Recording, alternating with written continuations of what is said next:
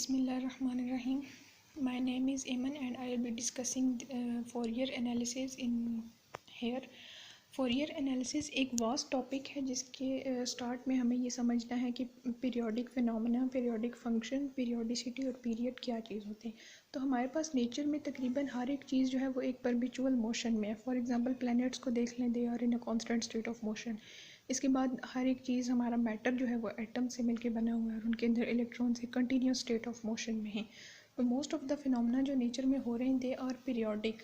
For example हमारी अगर natural ना देखें, आर्टिफिशियल चीज़ें भी देखें तो मशीन्स कंटिन्यूसली मूव कर रही होती हैं और उनके मूव करवाने में एक रिपीटेटिव ड्राइविंग फोर्स का बिहाइंड द सीन हाथ होता है।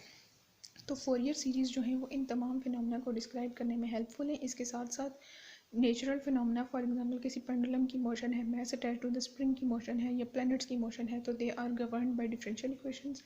आइदर वो ऑर्डिनरी होती हैं या पार्शियल होती हैं। ODEs और PDEs दोनों को सॉल्व करने में हमारे पास फोरियर एनालिसिस बहुत हेल्पफुल है।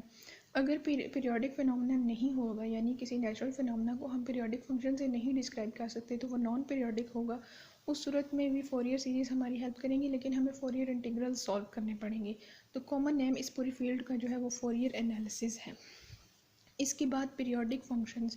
किसी भी फंक्शन एफ ऑफ एक्स को हम पीरियोडिक कहते हैं और हम कहते हैं कि इसका पीरियड टी है, प्रोवाइडेड दैट वो अपनी वैल्यूज़ को इस टी के बाद रिपीट करे। यानी एफ ऑफ एक्स की जो वैल्यू थी वो F of x plus T के बाद इतने इंटरवल के बाद दोबारा आ जाए। तो least value of the T या smallest value of the interval उसका लीस्ट पीरियड या सिंपली पीरियड कहलाता है। फॉर एग्जांपल अगर साइन एक्स देख लें तो ये एक साइनोसॉइडल फंक्शन है जिसकी वैल्यू, जो वैल्यू ये 2 पाई पे रखता है वही 4 पाई पे और n पाई पे रिपीट हो रही है। तो स्मॉलेस्ट वैल्यू 2 पाई जो है वो इसका लीस्ट पीरियड है। अब अगले जितने भी इंटरवल्स है n पाई मल्टीपल्स पे जो रिपीट हो रहे हैं they all are its periods, लेकिन जो लीस्ट पीरियड है वो इसका 2 पाई है। फोरियर सीरीज़ क्या है? मैथमेटिकली इसकी जो डेफिनेशन है वो ये है कि साइन और कोसाइंस के एक डिस्क्रीट समेशन में किसी फंक्शन को लिखना। तो इस डिस्क्रीट समेशन के अंदर लिखने के साथ हमें फोरियर कोफिशिएंट्स डिफाइन करने पड़ेंगे, जिनको an, a0 और bn भी कहते हैं। a0 जो है वो basically average value of the function over the whole cycle होती है। bn में इस इंटीग्रल को sin x और फंक्शन को मल्टीप्लाई करके एवरेज वैल्यू निकालते हैं और an में cos x के साथ फंक्शन को मल्टीप्लाई करके एवरेज वैल्यू फाइंड आउट करते हैं। एवरेज वैल्यू इसलिए कि 0 से लेकर 2 पाई या उस फंक्शन का जो भी लिमिट और इंटरवल है वो इंटीग्रल की लिमिट्स होती हैं और divided by that interval. On the basis of these constants, यानी कौन से constants? Fourier coefficients a0, an और bn की बेसिस पे हम फोरियर सीरीज़ को मज़ीद डिफाइन कर सकते हैं या क्लासीफाई कर सकते हैं in terms of Fourier sine series, Fourier cosine series. यानी अगर उनमें an, bn होंगे या नहीं होंगे तो इस बेसिस पे उनकी क्लासिफिकेशन करेंगे। Let us consider an example. अब इस फंक्शन में हमें एफ ऑफ टी यानी टाइम का फंक्शन है, साइन ऑफ ओमेगा टी, ये 0 से पाई तक है और माइनस पाई से 0 की तरफ ये minus sine of omega t. तो हमें अब इसकी करनी है फोरियर सीरीज़ फाइंड आउट करनी है। उसके लिए हम फाइंड करेंगे फोरियर कोफिशिएंट्स। a0 के लिए हमने किया साइन ऑफ ओमेगा टी की एवरेज वैल्यू फाइंड आउट की, यानी माइनस पाई से 0 और फिर 0 से पाई के ऊपर इसको इंटीग्रेट किया और पाई से इस पूरे को डिवाइड किया। a0 की वैल्यू फाइंड आउट की, वो आई 4 बाई पाई। और इसी तरह an की वैल्यू फाइंड आउट करने के लिए अपने फंक्शन यानी साइन ऑफ ओमेगा टी को cosine of n omega T से मल्टीप्लाई करके एवरेज वैल्यू फाइंड आउट की। तो हमने देखा कि an एक वैनिशिंग कोफिशिएंट है, 0 आया है क्योंकि ये ऑड हो गया था इंटीग्रल। अब हमने इसका प्लॉट देखना है। Omega T is on the independent axis and F of T plotted on the dependent values. F of T जो है वो पॉजिटिव रह रहा है, बेशक आप ओमेगा टी की वैल्यूज़ को नेगेटिव भी कर दें। तो यानी नेगेटिव वैल्यूज़ के ऊपर भी अगर आउटपुट पॉजिटिव मिल रहा हो तो ये इवन फंक्शन की प्रॉपर्टी होती है। The results of above calculation are summarised कि अब इवन फंक्शन जब भी हमारे पास आएगा तो उसके लिए जो कोफिशिएंट bn है उसकी वैल्यू 0 होगी। ऑन द अदर हैंड अगर हमारे पास गिवन फंक्शन जो है वो ऑड होगा तो उसके लिए an एक वैनिशिंग कोफिशिएंट होगा, यानी उस इंटीग्रल में an जब फाइंड आउट करेंगे तो वो 0 आएगा। तो सीरीज़ को रिस्पेक्टिवली अब हम डिफ़ाइन करने लगे हैं कि जो सीरीज़ फोरियर कोसाइन और साइन सीरीज़ कहलाएंगी इस तरह, जिनके vanishing coefficients bn an respectively, यानी bn के 0 होने से फोरियर कोसाइन सीरीज़ और an से Fourier sine series. In general, these equations for determination of Fourier coefficients can also be written as complex exponential notations. हमें पता है कि एक्सपोनेंशियल आयोटा थीटा को ओपन करने से cos theta plus iota sine theta आता है. तो another form of writing these coefficients is to use complex notation. अब हमें इसकी ज़रूरत कहाँ कहाँ पड़ेगी. फोरियर सीरीज़ तो कर ली हुई है, लेकिन हमने देखा था कि फिज़िक्स में बहुत से प्रॉब्लम्स ऐसे भी होते हैं कि एक फंक्शन को एक स्पेस से किसी दूसरी स्पेस में मैप करवाना इंपॉर्टेंट हो जाता है. फॉर एग्जांपल किसी वेव फंक्शन को डिस्क्राइब करना अगर पोजीशन स्पेस में डिफ़िकल्ट है या उसकी कैलकुलेशंस डिफ़िकल्ट है तो उसे मैप करके मोमेंटम स्पेस में लिखा जाता है. लाइकवाइज वेव्स और इलेक्ट्रॉनिक्स में भी हम फ्रीक्वेंसी स्पेस में बात करते हैं. तो वेरी फ्रीक्वेंटली इस तरह के इंटीग्रल्स हम सॉल्व करते हैं फिज़िक्स में. तो बहुत सारी इंटीग्रल ट्रांसफॉर्म्स में से एक इम्पॉर्टेंट ट्रांसफॉर्म है जिसका नाम है फोरियर ट्रांसफॉर्म. फोरियर ट्रांसफॉर्म में हम क्या करते हैं, किसी फंक्शन को मैप करवाते हैं टाइम स्पेस से फ्रीक्वेंसी स्पेस की तरफ. तो इन जनरल हम क्या कहेंगे कि टी से अब ये ओमेगा स्पेस में चला गया है फंक्शन, या पहले कोई चीज़ टी की रिस्पेक्ट से चेंज हो रही थी या डिफ़ाइन हो रही थी, तो अब वो फ्रीक्वेंसी ओमेगा में डिफ़ाइन होगी और वो अब ओमेगा का फंक्शन है. तो इसके लिए जो कर्नल इस्तेमाल होता है जो इसको मैपिंग करवाता है एक स्पेस से दूसरी स्पेस का फंक्शन बनाता है, that is exponential iota omega T. T stands for time, omega for frequency. तो अब इसके रियल और इमेजिनरी पार्ट्स को सेपरेट आउट किया जा सकता है in the form of cosine omega T and sine omega T. अब हमें पता है कि जिस तरह हमने फोरियर सीरीज़ को sine series and cosine series में क्लासीफाई किया, इसी तरह इसको भी ट्रांसफॉर्म्स को भी इसी तरह क्लासीफाई कर सकते हैं. अब क्योंकि इन कर्नल्स में वो फंक्शंस इन्वॉल्व हैं जो वेव्स को डिस्क्राइब करते हैं, तो मोस्टली इस हमें इन चीज़ों से वास्ता तब पड़ेगा जब हम वेव्स को पढ़ रहे होंगे. वेव्स एंड ऑसिलेशंस में या मोशन ऑफ इलेक्ट्रॉन्स को, या फिर जब वेव्स में से हम इंफॉर्मेशन को एक्सट्रैक्ट करते हैं like in electronics, particularly phase transformations जहाँ पे हो रही हैं. कॉम्पटन स्कैटरिंग एक मॉडर्न फिजिक्स का या क्वांटम मैकेनिक्स से रिलेटेड कह लें कि एक इम्पॉर्टेंट फिनोमेनन है जिसमें स्कैटर्ड एक्सरेज के एम्पलीट्यूड को फाइंड आउट करने के लिए इस टेक्निक या tool of the Fourier transform को इस्तेमाल किया जाता है. इसी तरह एटम्स के अंदर इलेक्ट्रॉन्स के डिस्ट्रीब्यूशन के लिए इसको यूज़ किया जाता है. नेचर में जितने भी फिनोमेना हैं they all are govern by differential equations. तो तकरीबन हर एक डिफरेंशियल इक्वेशन के लिए इस टूल को यूज़ किया जा सकता है सॉल्व करने के लिए. अस्सलाम वालेकुम। अब हम देखेंगे कि कैसे हम फोरियर सीरीज़ को मैटलैब पे यूज़ कर सकते हैं किसी स्क्वायर वेव की अप्रॉक्सीमेशन के लिए. फोरियर ने इंट्रोड्यूस कराया था कि किसी भी पीरियोडिक सिग्नल को हम साइन और कोसाइन की सीरीज़ की फॉर्म में लिख सकते हैं, और जिसमें उसने कुछ इस तरह से रिप्रेजेंट किया है जो आप देख सकते हैं कि f of t equal to n r over two plus summation n one to infinity n cos n of omega t plus summation n equal to one to infinity b n sine n of omega t. इसमें ये basically Fourier series है और उसमें जो a N और B n है basically represent कर रहा है कि साइन और कोसाइन का कितना कंट्रीब्यूशन है किसी पीरियडिक सिग्नल के बनाने में.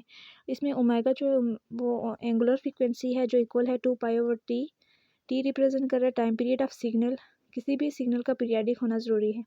इसमें ए एन, ए नाट और बी एन की वैल्यू गिवन है, और ये बेसिकली एम्पलीट्यूड्स हैं जो I have already discussed that it represent contribution of cos and sine in formation of periodic signal.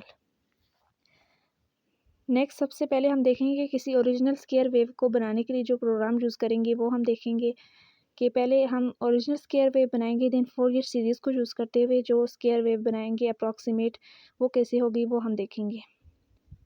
Original square wave बनाने के लिए सबसे पहले सैम्पलिंग फ्रीक्वेंसी जो ली है वो 100 हर्ट्ज़ है, और टाइम पीरियड जो है 2 है. मीन कि ये जो वेव है वो 2 सेकेंड में अपना साइकिल कंप्लीट करेगी.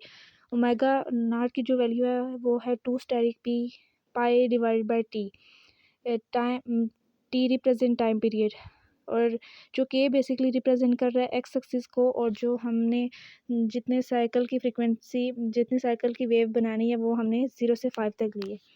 और स्क्वायर वेव बनाने के लिए जो कमांड यूज़ किया वाई इक्वल टू स्क्वायर 2 पाई/ft होता है बेसिकली, और 2 पाई/f हमारे पास ओमेगा के इक्वल होता है. ओमेगा स्टेरिक के जो एक्स एक्सिस है और 50 लिखा है, मीन के कितने साइकिल्स होंगे. और देन इसका जब नेक्स्ट इसका प्लाट किया है, प्लाट के लिए जो कमांड यूज़ किया प्लाट के represent x axis and y. तो इसके लिए जो हमारे पास जो आएगा प्लाट वो कुछ इस तरह से आएगा। इसमें जो देख सकते हैं कि 0 से 1 तक जो इसका एम्पलीट्यूड है वो 1 है और 1 से 2 इसका जो एम्पलीट्यूड है वो 0 है। मीन कि 2 सेकंड में इसने अपना एक साइकिल कंप्लीट किया, जो हमने पहले टाइम 2 सेकंड ही लिया था। नेक्स्ट हम देखेंगे कि तो कैसे हम फोरियर सीरीज़ को यूज़ करते हुए अप्रॉक्सीमेट स्क्वायर वेव बना सकते हैं। तो फोरियर सीरीज़ में हमें पता है कि A N A not B N की वैल्यू को पहले डिफाइन करना पड़ेगा और basically A not A N और बी एन में इंटीग्रेशन का साइन आता है। इंटीग्रेशन के लिए सबसे पहले हमने एक वेरिएबल डिफाइन करना होता है एस वाई एम एस की कमांड यूज़ करके, जो टी को डिफाइन किया और समीशन का साइन है फोरियर सीरीज़ में।